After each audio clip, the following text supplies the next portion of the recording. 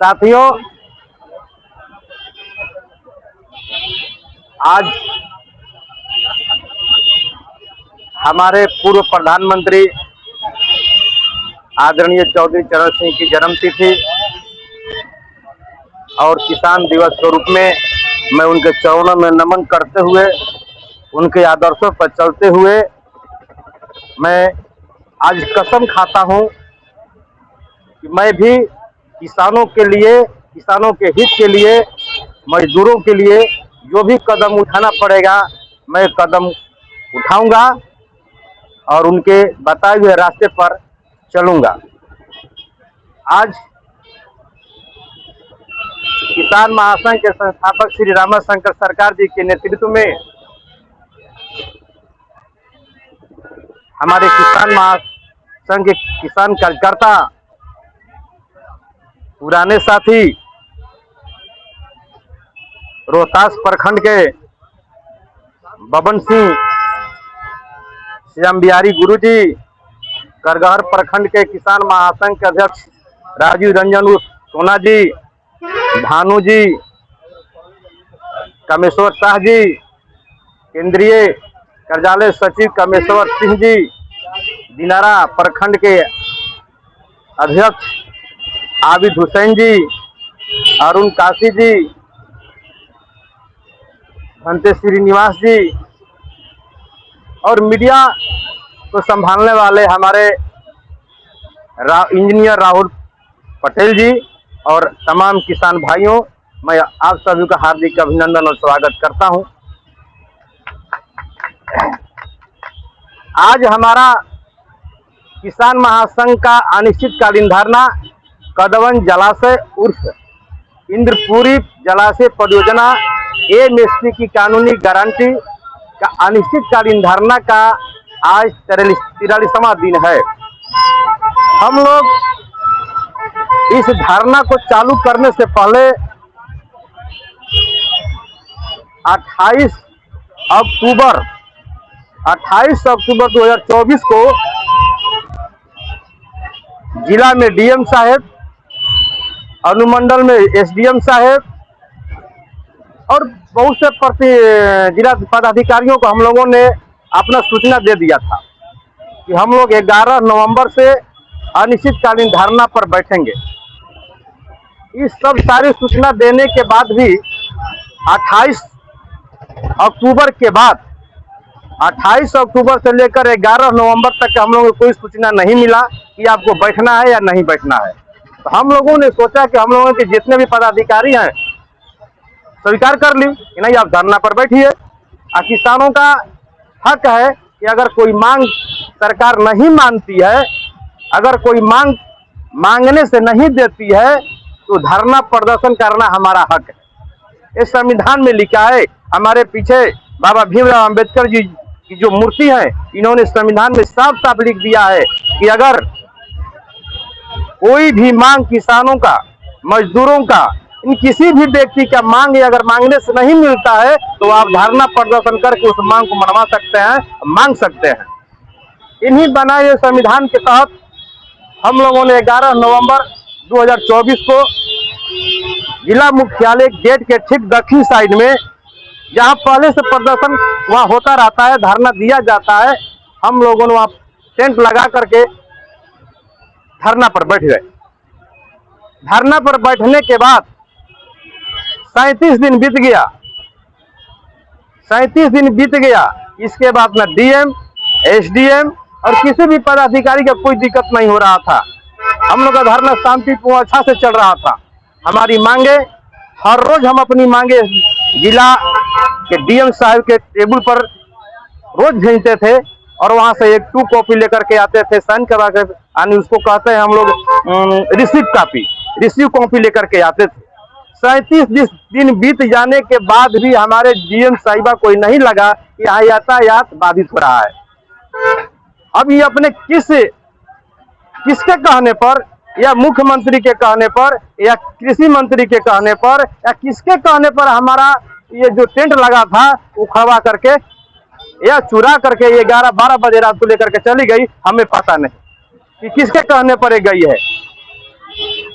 और किसके कहने पर एसडीएम साहब हम लोगों का टेंट उखड़वाने को सीओ को आदेश दे दिए कि आप जाइए और इनका टेंट उखाड़ दीजिए। सीओ ने हम लोगों का टेंट उखाड़ा है, हमारा टेंट नेस्तनाबूद किया है, हमारी सोच को नेस्तनाबूद नहीं किया है। जब तक से हम लोग जिंदा रहेंगे, जब तक हमारी किसानी जिंदा रहेगी, जब तक हमारा मजदूर जिंदा रहेगा, हम लोग धरना पर बैठे रहेंगे और अपनी कदवन जलाशय इंद्रपुरी जलाशय परियोजना का निर्माण कार्य शुरू करा कर यहाँ से जाएंगे। हम किसान भाइयों, मजदूर भाइयों से बार बार आग्रह करते हैं कि कदवन जलाशय एक ऐसा जलाशय है, कदवन उस इंद्रपुरी जलाशय परियोजना एक ऐसा परियोजना है कि अगर एक साल अगर बारिश न हो तो 10 जिला को पानी आराम से दे सकता है। गर्मी की तपती धूप हो या बरसात में बरसात होती ही है, जाड़ा हो, वो पानी हमेशा यानी सालों भर कदवन जलाशय बन जाने से किसानों को मिलेगा।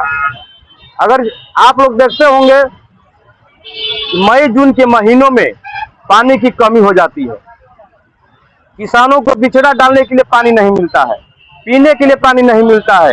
अभी जनवरी माह से ही पानी का जमीन का जल स्तर नीचे गिरता जा रहा है, इससे कि ट्यूबवेल और हमारा चापाकल जवाब देता जा रहा है। पहले हम लोगों के पिताजी थे कि 30 फीट गला करके पानी निकालते थे, इसके बाद हम लोगों ने जब हुआ तो 60 फीट चापाकल गला और आज 60 फीट चापाकल जवाब दे दिया है। अब उसके लिए 100 से 150 फीट गलाना पड़ेगा, तब पानी निकलेगा। हमारे पूर्वजों ने जो सपना देखा था कि 40-50 साल बाद, यानी 1990 से पहले की जो परिस्थिति थी, उसको भांपते हुए किसान नेताओं ने देखा कि 40 से 45 वर्ष आने के बाद जमीन का जल स्तर इतना नीचे गिर जाएगा कि आने वाली पीढ़ी को पानी कमी हो जाएगी। उन्होंने आंदोलन करके, धरना पर बैठ करके कदवन उप इंद्रपुरी जलाशय परियोजना निर्माण करने के लिए वहां 15 जनवरी 1990 में तत्कालीन मुख्यमंत्री जो थे बिहार के जगन्नाथ मिश्र जी, उन्होंने उसका शिलान्यास किया। तब से लेकर के आज तक हम लोगों का उस कदवन जलाशय पर 1 इंच नहीं पड़ा। जो हमारे संस्थापक साहब बता रहे थे 49 करोड़ रुपया खर्चा हो गया, उसका हिसाब कौन देगा। तो साथियों, मैं अपने किसान भाइयों से कहना चाहता हूं, किसान संगठनों से कहना चाहता हूं कि अगर इस धारणा को आगे ले जाना है, कदवन जलाशय बनवाना है, आगे आने वाली पीढ़ी के लिए पानी चाहिए, तो आप लोग अपना घर और द्वार तैयार करके इस धरना पर बैठिए। नहीं तो आज आइएगा, कल जाइएगा, परसों आइएगा, चौथा दिन जाइएगा, तो हम लोग कमजोर होते जाएंगे और हम लोगों पर साता हावी हो जाएगा।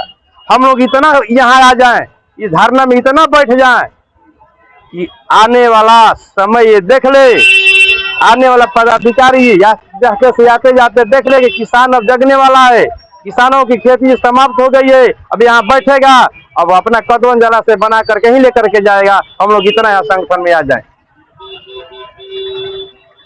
अपने अपने गांव, अपने अपने गली, अपने अपने चौराहों पर जाकर के किसानों को जगाना होगा कि हम लोग इस धारणा को सफल बनाएं, इंद्रपुरी जलाशय को बनवाएं, नहीं तो आने वाली पीढ़ी को पानी नहीं मिलेगी।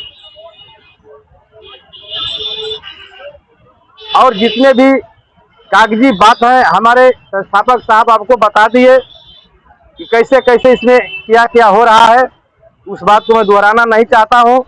खनौरी बॉर्डर की बात हुई, शंभू बॉर्डर की बात बताए, सिंधु बॉर्डर की बात बताए, लखीमपुर खीरी घटना की बात बताए, एमएसपी की जो 9 महीना से लोग बैठे हैं, जगजीत सिंह ढल्लेवाल के बारे में बताए।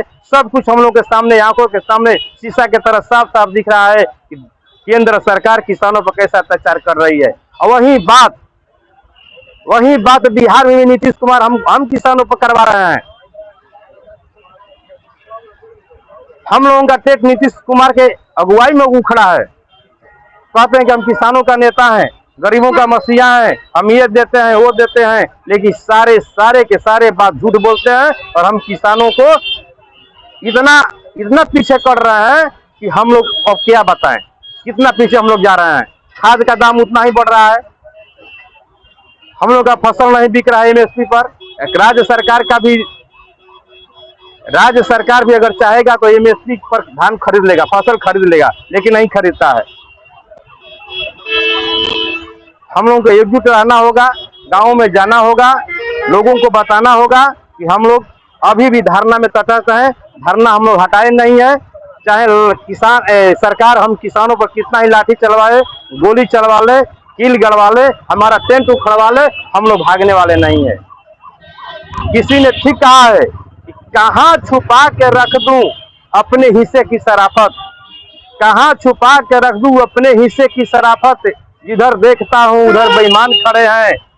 क्या खूब देश तरक्की कर रहा है, खेतों में बिल्डर और सड़कों पर किसान खड़ा है, खेतों में बिल्डर और सड़कों पर किसान खड़ा है।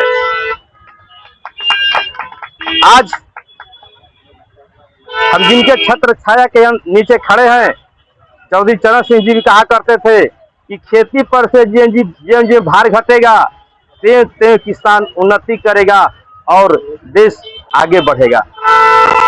आज खेती पर भार बढ़ रहा है, आज खेती पर भार बढ़ रहा है और कॉर्पोरेट घराना खुशहाल होते जा रहा है।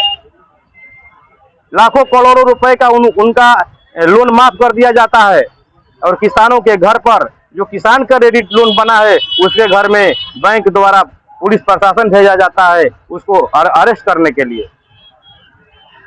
इसलिए हम लोगों को एकजुट होकर के इनको लड़ाई लड़ना होगा।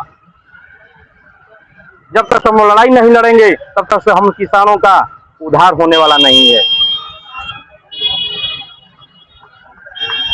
तो साथियों, मैं इन्हीं सब शब्दों के साथ अपनी वाणी को विराम देता हूं, एक नारा के साथ, इनकलाब जिंदाबाद, इनकलाब जिंदाबाद, चौधरी चरण सिंह अमर रहे, चौधरी चरण सिंह अमर रहे, संयुक्त किसान मोर्चा जिंदाबाद, संयुक्त किसान मोर्चा जिंदाबाद, किसान महासंघ जिंदाबाद, कदम जला से बना कर रहेंगे, कदम जला से बनवा कर रहेंगे, एमएसपी की कानूनी गारंटी लेकर रहेंगे, एमएसपी की कानूनी गारंटी लेकर रहेंगे। जय किसान जय जवान, जय किसान जय जवान।